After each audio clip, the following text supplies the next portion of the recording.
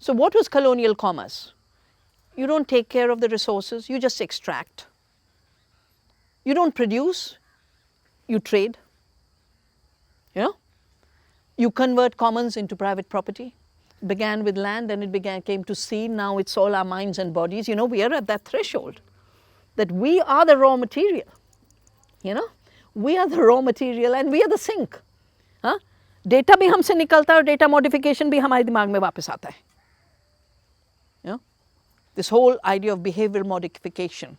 I would suggest to all of you, please read a book by a brilliant Harvard economist called Surveillance Capitalism, which is the reality. You know, she's done it over 10, 15 years, but she was kind of seeing where it's going.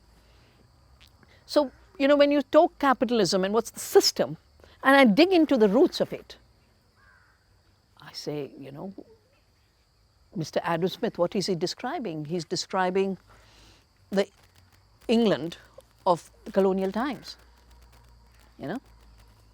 So when you say what's the alternative outside that, whatever exists outside that system. And there's a lot that exists outside that system. All of nature exists outside that system. Capitalism must have extraction as its basis. Nature has constant returns in cycles. Nature is cycles. There's no linear extraction in nature. It's hamisha symbiosis and cycles. Capitalism is always enclosures of the commons and property. Now, if you notice something that's happened, you know, cities like Toronto, New York, San Francisco, Los Angeles, 20 years ago didn't have the crisis of homelessness that they have today. You know, I think 2008, with the financial crisis, it began. But now there's talk of, you know, this whole new language of you will own nothing. And I'm not among those who thinks that owning is desirable. But between the choice between you paying rents to one monopoly like BlackRock and having your little piece of land or having your little home, I'd rather have, my first choice is community and commons. My second choice is at least small decentralized businesses, decentralized homes, and, you know, for which you're not paying rent. And the idea that everything will be owned by the 1%. I have a book called The Oneness versus 1%, which I wrote with my son when I saw the things changing. So if the 1% owns all the houses, you have to pay. It's like the British Lagan.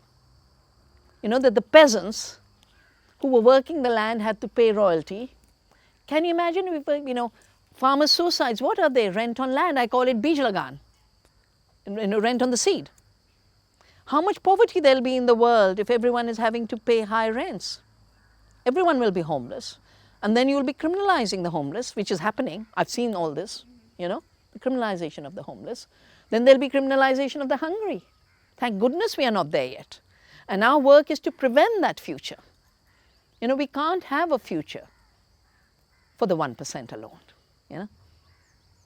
The future for me is for all of life, and that's why I take Vasudhaiva Kutumbakam very seriously, you know, that we are part of the earth family. That is sustainability. That is interconnectedness. Taking care of that earth family is ecology. The life is a process you get from life. Yeah? The minute it is mediated by a market monopoly, yeah, which is what's happening right now, then what happens is you stop having the right to live. Because not everyone will have the purchasing power to buy the means. Yeah? So I don't think the alternative, you know, like I said, capitalism is a very artificial word. It's just been justified and naturalized. But socialism is many, many forms.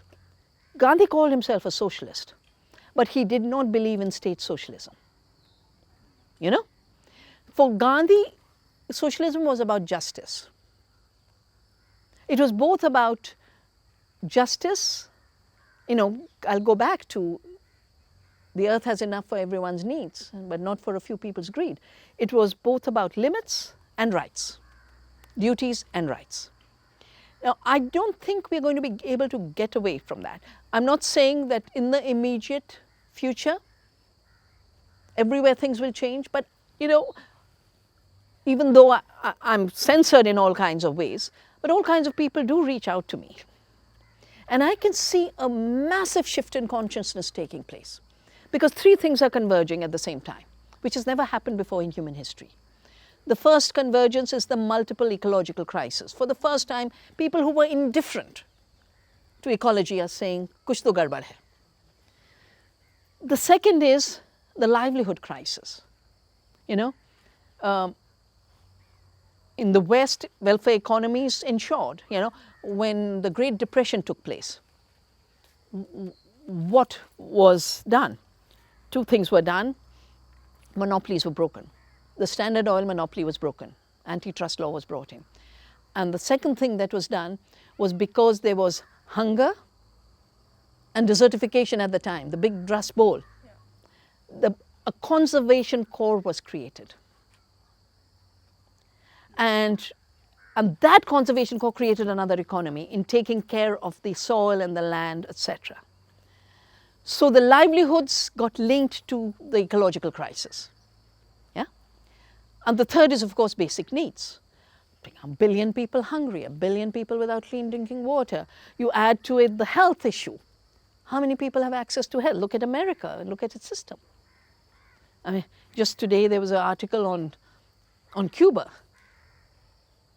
You know, and I've been to Cuba because they're, you know, it's another country with very powerful organic shift, because they had the sanctions, couldn't import oil and couldn't import fertilizer. Overnight they went organic. So, you know, the rights of the people who are without food and water, rights of the people who are either without work or under difficult conditions of work, and the rights of nature. You know, we do a Bhumi festival every year, and the first Bhumi festival, what we did was reproduce the Prithvi Sukta of the Atharva Ved, and then all the poems that have been created about the earth from different movements over the last, few decades. Very, very powerful movements. It's a lovely little booklet, you know. So the rights of the earth, and then I was part of the initiative by Evo Morales, the president of Bolivia, who, as he says, he was disposed in a lithium coup. Because of the lithium, they got rid of him. After the collapse of the Copenhagen summit, or the hijack of it, he said, I'm going to call people of the world, and we'll write a declaration on the rights of Mother Earth. And that declaration on the rights of Mother Earth is also reproduced here, Universal Declaration on the Rights of Mother Earth. Now, we've never believed that the earth was inert, you know. Ganga hamari maa hai, Himalaya hamare, there's nothing that's not living and sacred. So, this rights of nature, and of course there's a strange things happening. People say, we will give personhood to nature. Why do you have to give personhood to nature? Nature gives us life. We don't have to reduce nature to anthropocentric form. You know, हम जैसे सोचते हैं जीते हैं उस तरह. Nature is too diverse. Capacities and potentials are too diverse to be shrunk to the anthropocentric mold. Organic का दो मतलब है. Its etymology is science of living systems. जो जिंदा चीजें हैं उनके बीच रिश्ता. So as a science system, it's a science of living system rather than science of inert and dead system. And in terms of food and farming, it is chemical-free farming. And this comes, yesterday I talked about Albert Howard. Now, Albert Howard's work, the Agricultural Testament, inspired the world. Rodale came and learned from him. So created the Rodale Institute, which started organic in America. Eve Balfour learned from him. She started Soil Association, which started organic in England. So in a way, Monsanto gave me a bullshit award for starving the world with organic. One day I really will recollect all of this. There's a film a Swedish filmmaker made called Bullshit. Yeah, It's a bit on that award and a bit on other things. But I just took this award and said, compost hoega, organic banayenge hum. But Howard's, work inspired people, and they started to talk about organic as scientists. फिर defend वो फिर धीरे धीरे market में जाने, it was a scientific system of farming without chemicals. फिर market बढ़ने, right now तो of course Whole Foods has been bought by Amazon. It's Jeff Bezos now. So basically what happened was, you were also asking this issue yesterday, why is high cost food cheap? जो सब में महंगा production hai, patented beej, huge amounts of chemicals, huge amounts of debt for the tractor. How does it become cheap? It's not cheap in production. It's cheap by the time it reaches the market, because between production and the market are many players. This is how you have to understand the food system. Pehle hain subsidies. More than $400 billion, more than $1 billion a day to make it cheap. Industrial food is made cheap by our tax money. Second, when businesses get too big and corporations get, agribusiness is 4 corporations, 4 merchants of grain. It used to be Cargill, Continental was bought by Cargill, 1. ADM, Archer Daniel Million, Conagra, Bunge, these are the people who are doing all the trade. So when you're the only buyer, I have this in one of my books, a typical American farmer deals with 100 businesses. The person to whom he sells for the elevator, the person who does the insurance, the person from whom he does the banking, the person from whom he gets the seed, the person from whom he gets the chemical. And at the end of the day, all of those 100 businesses are Cargill. It's one monopoly. So the natural tendency is sell costly inputs to the farmer and buy cheap because the farmer is locked in debt. So industrial food ends up being artificially cheap, and our report on the future of our daily bread, we've done an analysis that about 2 to 5% is what reaches the farmer. And I remember in Copenhagen, in Johannesburg, 10 years of Rio, I was heading the agriculture discussions, and the Latin Americans gave the figure that the incomes of the coffee growers had dropped from 7 billion to 4 billion because of globalization. And meantime, the coffee trade had jumped from 4 billion to 9 billion. So the trade aspect gets benefited all the time. So that means the producers' prices go down all the time. That's why industrial food becomes cheap.